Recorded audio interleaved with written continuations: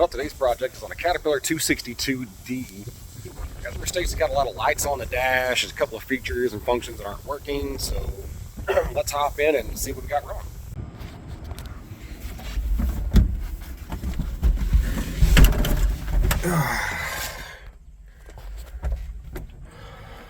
Turn the key on. It's going to ask us for a code.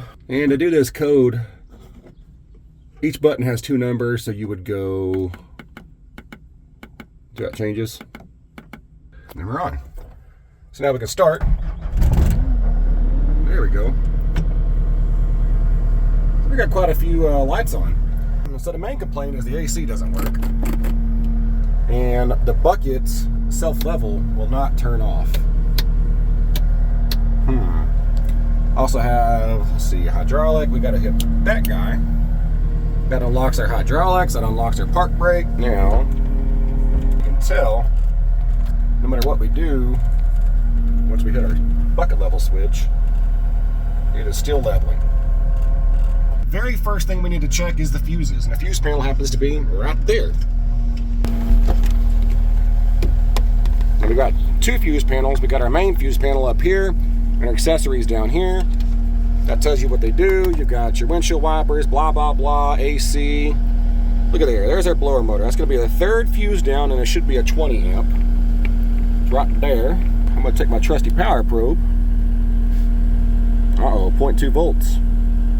0.2. 0.2. 0.2. 0.2. It's not looking good. What about down here? 0.2.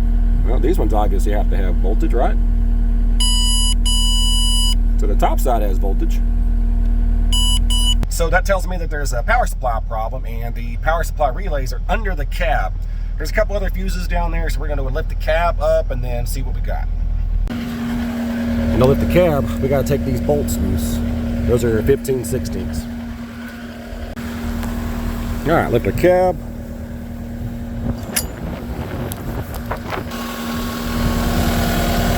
And this is what we're looking for. This relay is going to be for accessories, and I forget what these 2 are for. Bus bar's got power.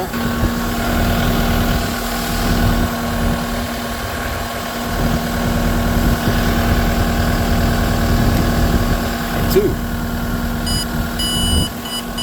That's what it should do. So the little fuses are good. The relay is not good. I'm going to go ahead and pull the relay off, swap the relay out, and then we'll see what we got. And to take this dude off, all you got to do is take this bus bar off, this guy, 3 nuts that are 13 millimeter. Take off these 2, which are 10 millimeter. Then take a 10 millimeter off there, and then that whole module will just pop out. And there is our new module. Surprisingly, this really isn't that much from Caterpillar. It's like 70 bucks. It'd be nice if it was manufactured a little better. I don't like, that's just a sticker on there. That's the part number. So what this is, whenever you turn the key on, that sends voltage to this relay, and that connects power from here to here.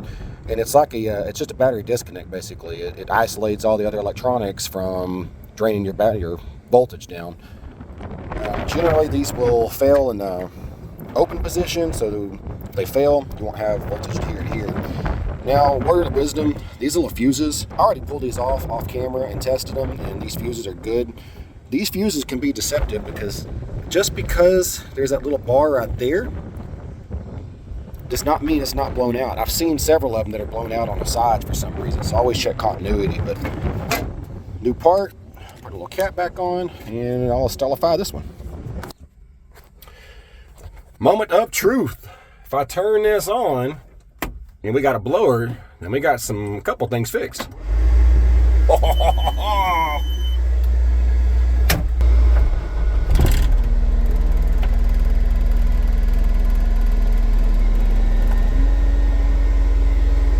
Now let's see. Unlocked. Still got a caution light, but if I hit that guy, look at there. She works. Yeah! Let's go down.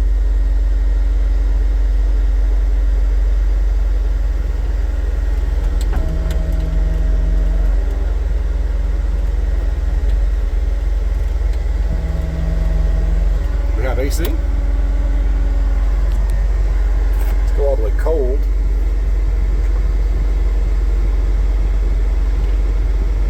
Give that a minute, see if it'll cool off. But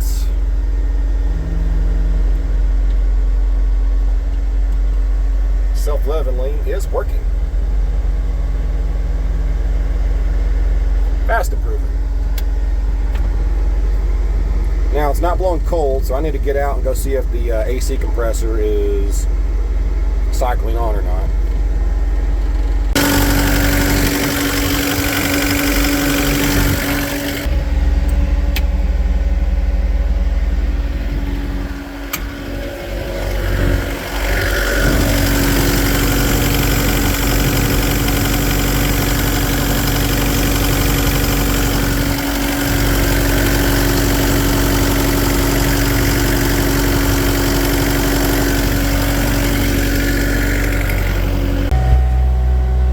I know you guys can't feel it, but that is cold.